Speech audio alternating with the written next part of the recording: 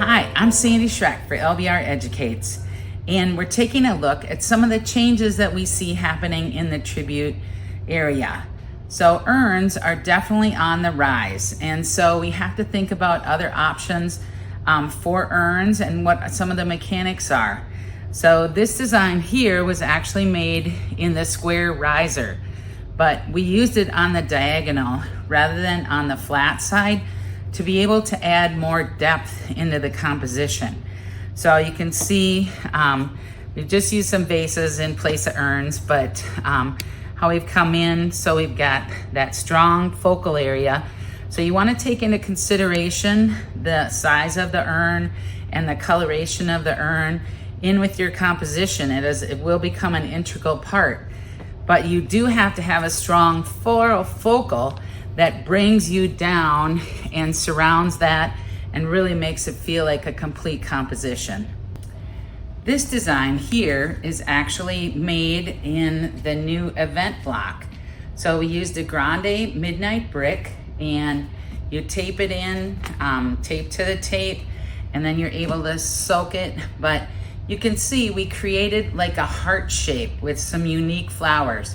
So doing that crossing neotropical trend where we have some of the tropical flowers in with some of the temperate flowers. And so just bringing that balance in. So we did some framing and created a shape with some of the aspidistra and used the bamboo greening pins to hold those in and kind of create that heart shape, and then just adding in the different florals that feed into each other.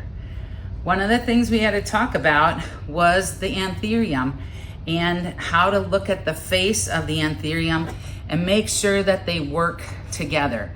So as we were talking, what we talked to is you definitely want to think about that's a very directionalized placement. So if you come and bring your anthurium one to the other and then come up and then place that, then you're going to be able to get it to read that it feels like it goes together, and so that each of those flow into each other.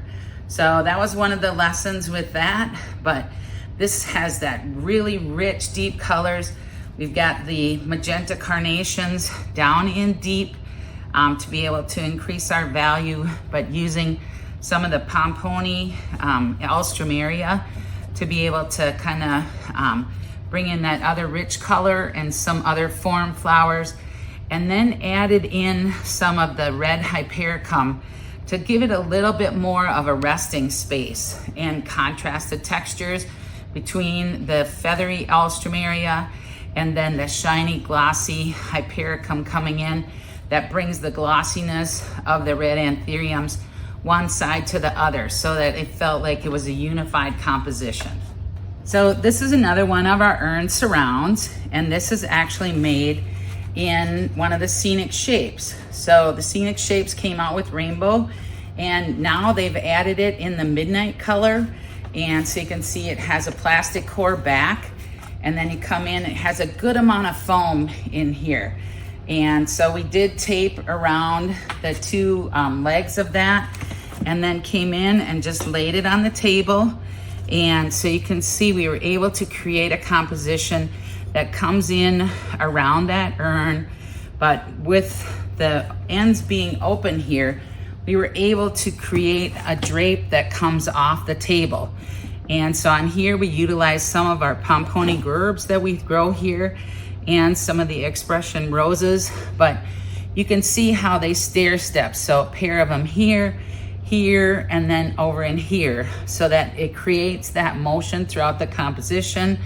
The yellow alstro stair stepping in the other direction, and so that comes up here, and then we're utilizing some of the other more neutral colors that help to bring that all together.